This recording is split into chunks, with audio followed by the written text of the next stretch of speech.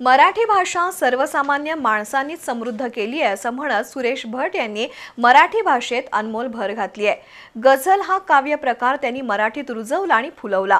सुरेश भटांमुळेच गझल काव्य प्रकाराला रसिक मान्यता मिळाली असं मत ज्येष्ठ गझलकार आणि दक्षिण महाराष्ट्र साहित्य सभेचे अध्यक्ष प्राध्यापक भीमराव धुळुबुळू यांनी व्यक्त केलं। इचलकरंजीतील कार्यक्रमात ते बोलत होते। इचलकरंजीतील समाजवादी प्रबोधिनी वाचनालय आणि कोल्हापुरातील गझल साद यांच्या वतीनं गझलकार सुरेश भट यांच्या 93व्या जन्मदिनानिमित्त विशेष व्याख्यान झालं।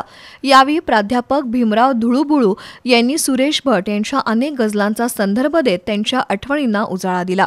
प्रारंभी ज्येष्ठ गझलकार डॉक्टर दिलीप कुलकर्णी यांनी धुरळ्या परी उडाली स्वप्न फुटून मी बसलो उगा तरीही दिसतो उठून मी नाहीच मी प्रतापी असं कसं म्हणू दसऱ्यास आणतो की सोनं लुटून असं म्हणत गझलेचं महत्त्व वेगळ्या पद्धतीनं मांडलं।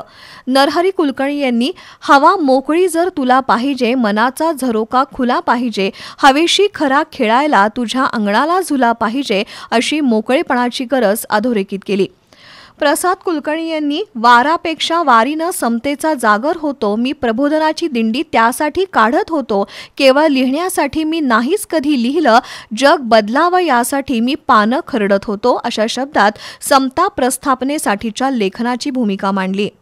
ही वाटचाल सारी तुमच्याच प्रेरणेने पाहू आता कशाला मागे वळून दादा ही वाटचाल सारी तुमच्याच प्रेरणेने पाहू आता कशाला मागे वळून दादा केले तुम्ही हवाली आकाश मोरपंखी केले तुम्ही हवाली आकाश मोरपंखी घेतो आम्ही भरारी तुम्हाच वळून दादा घेतो आम्ही भरारी तुम्हाच वळून दादा।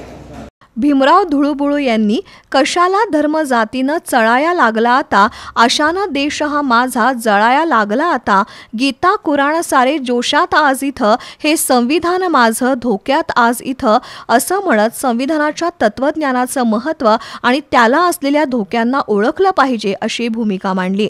यावेळी हेमंत डांगे डॉक्टर दयानंद काळे राहुल राजापुरे सारिका पाटील यांनीही आपल्या गझला सादर केल्या।